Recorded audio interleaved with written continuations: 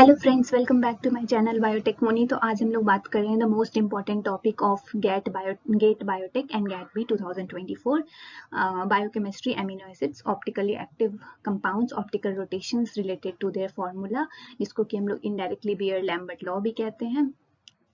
तो अगर आपको मेरा वीडियो स्लो लगता है तो you can increase the speed of the video, और अगर आपको मेरा कंटेंट अच्छा लगता है तो you can please support me. Please subscribe to my channel Biotech Moni. So let's start with the video. तो हम लोग आज बात कर रहे हैं ऑप्टिकल एक्टिविटी के बारे में। तो ऑप्टिकल एक्टिव कंपाउंड्स क्या होते हैं? तो हम लोग प्रोटीन के रिलेटेड बात कर रहे हैं। तो हमें जो पता है कि ऑल एमिनो एसिड्स जो होते हैं वो ऑप्टिकली एक्टिव होते हैं। एक एक्सेप्शन है। एक्सेप्शन में क्या है? एक्सेप्शन में क्या है? ग्लाइसिन जो है वो ऑप्टिकली इनएक्टिव कंपाउंड है। ठीक है, तो आज हम ऑप्टिकली एक्टिव जो अमीनो एसिड्स हैं पढ़ेंगे। तो सबसे पहले ये बहुत इंपॉर्टेंट टॉपिक है गेट बी के लिए भी और गेट के लिए भी, गेट बी टी या लाइफ साइंस किसी से भी रिलेटेड।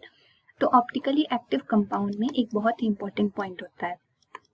ऑप्टिकली एक्टिव कंपाउंड जब भी प्लेन पोलराइज लाइट के थ्रू पास होता है, जिसको कि हम शॉर्ट फॉर्म में लिख देते हैं पीपीएल के थ्रू पास आउट होता है, तो वो या तो राइट डायरेक्शन में मूव करेगा, जिसको कि हम लोग क्लॉकवाइज कहते हैं, या लेफ्ट डायरेक्शन में मूव करेगा। ठीक है, राइट डायरेक्शन में अगर मूव कर रहा है तो वो क्लॉकवाइज डायरेक्शन होता है, ठीक है, CW से। और अगर लेफ्ट डायरेक्शन में मूव कर रहा है वो, तो वो होता है एंटी क्लॉकवाइज। ठीक है, अब राइट डायरेक्शन में जो क्लॉकवाइज मूव करता है वैसे कंपाउंड को हम लोग क्या बोलते हैं? वैसे कंपाउंड को हम लोग कहते हैं डेक्स्ट्रो रोटेटरी। ठीक है, जिसको प्लस साइन से डिनोट करते हैं। और जो ऑप्टिकली एक्टिव कंपाउंड पीपीएल के थ्रू पास आउट होता है लेफ्ट डायरेक्शन में, that is anti clockwise direction में, उसको हम लोग levo, L for left, L for levo rotatory. ये ट्रिक है याद करने का। ठीक है, इसको हम नेगेटिव साइन से डिनोट करते हैं। तो हम लोग अभी क्या पढ़े कि अमीनो एसिड्स जो होते हैं वो ऑप्टिकली एक्टिव होते हैं। एक्सेप्शंस में ग्लाइसिन है। ऑप्टिकली एक्टिव कंपाउंड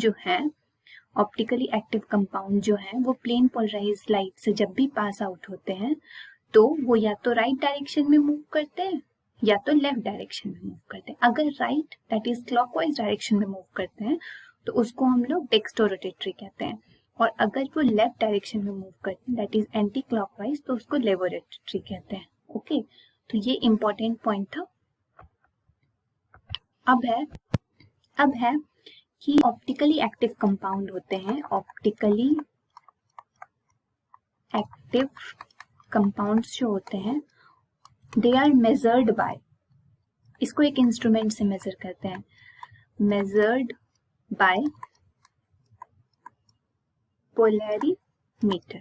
ये एक इंस्ट्रूमेंट का नाम है जिससे हम लोग ऑप्टिकली एक्टिव कंपाउंड को मेजर करते हैं। और इसको मैं हाईलाइट कर देती हूँ। ये एक कंपाउंड है जिसको हम लोग ये एक मेजरिंग डिवाइस है, दैट इज पोलरीमीटर, जो ऑप्टिकली एक्टिव कंपाउंड को मेजर करता है। ओके, अब optically active compound depends on, यहाँ लिखते हैं ऑप्टिकली एक्टिव कंपाउंड किन किन बातों पे डिपेंड करता है? डिपेंड्स ऑन क्या क्या चीज पे डिपेंड करता है? ठीक है, सबसे पहले वो डिपेंड करता है कंसंट्रेशन ऑफ कंपाउंड पे। कंपाउंड की कंसंट्रेशन क्या है, इस चीज पे ऑप्टिकली एक्टिव कंपाउंड डिपेंड करता है। दूसरा, टेम्परेचर पे। तीसरा, वेवलेंथ ऑफ लाइट पे, जिसको लैम्डा से डिनोट करते हैं। ठीक है, चौथा, हम लोग solvent which is used to dissolve the sample, solvent used to dissolve sample. ठीक है, तो ऑप्टिकली एक्टिव कंपाउंड जो होते हैं वो कंसंट्रेशन ऑफ कंपाउंड पे डिपेंड करते हैं, टेम्परेचर पे डिपेंड करते हैं, कंसंट्रेशन ऑफ कंपाउंड, टेम्परेचर पे, wavelength of the light, solvent used to dissolve the sample, और पाथ लेंथ पे भी डिपेंड करते हैं। एक और इम्पॉर्टेंट पॉइंट है दैट इज पाथ लेंथ। तो वो पाथ लेंथ पे भी डिपेंड करते हैं। 5th पॉइंट मैं यहाँ लिख रही हूँ, पाथ लेंथ पे भी डिपेंड करते हैं। ये बहुत ही इंपॉर्टेंट क्वेश्चन आता है कि ऑप्टिकली एक्टिव कंपाउंड किन किन बातों पे। अब हम लोगों ने ये तो देख लिया कि optical rotation of optically active compound, मैं एक बार फिर से रिपीट कर रही हूँ, डिपेंड्स ऑन, पहला था कंसंट्रेशन ऑफ कंपाउंड, दूसरा था टेम्परेचर, तीसरा था वेवलेंथ ऑफ लाइट, जो प्लेन पोलराइज लाइट हम लोग यूज कर रहे हैं, fourth solvent used to dissolve sample,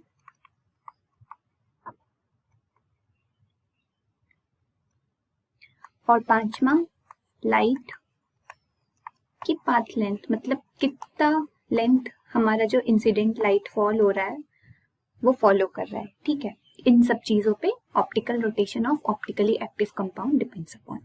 ये बहुत ही इंपॉर्टेंट क्वेश्चन है और ये हर साल आता है इससे रिलेटेड टॉपिक पे, तो इसलिए मैंने ये टॉपिक पहले कवर करा है। अब नेक्स्ट चीज आता है that is optical rotation of solution at a given temperature and wavelength, में lambda डिनोट करे wavelength को, is given, इसका एक फॉर्मूला होता है, it is given by optical rotation of a solution at a given temperature and a wavelength is given by, इसको हम लोग एंगस्ट्रॉम, क्या होता है ऑप्टिकल रोटेशन, एंगस्ट्रॉम, ठीक है, it is given by alpha t lambda into c, that is concentration, into L। तो यहाँ पे हमारा जो observed rotation in degrees, observed rotation कितना, observed, सॉरी ये मिसबिहेव कर रहे हैं, observed rotation in degree, okay, angstrom observe rotation in degree. Alpha जो है वो specific rotation of a compound है at a given temperature and a given wavelength. This is, alpha stands for specific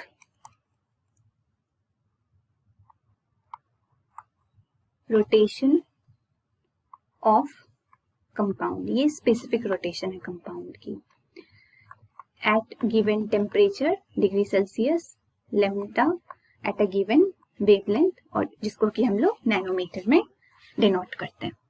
ठीक है, C is the concentration of a solution, concentration of solution, इसको हम लोग किस में लेते हैं, ग्राम पर ml, ग्राम पर ml, और L जो है that is L, it is the path length, length है ये पाथ लेंथ, जिसको कि हम लोग डेसीमीटर से डिनोट करते हैं।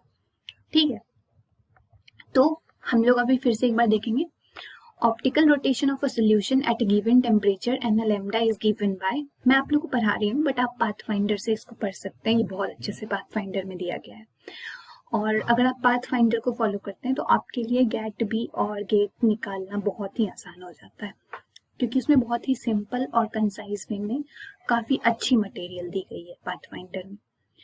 तो एंगस्ट्रॉम जो है वो ऑब्जर्व रोटेशन इन डिग्री है, ठीक है, this is observe rotation in degree, ये specific rotation at a given temperature and a given lambda, that is wavelength, एक पर्टिकुलर नैनोमीटर के वेवलेंथ पे और पर्टिकुलर टेम्परेचर पे ये स्पेसिफिक रोटेशन होता है।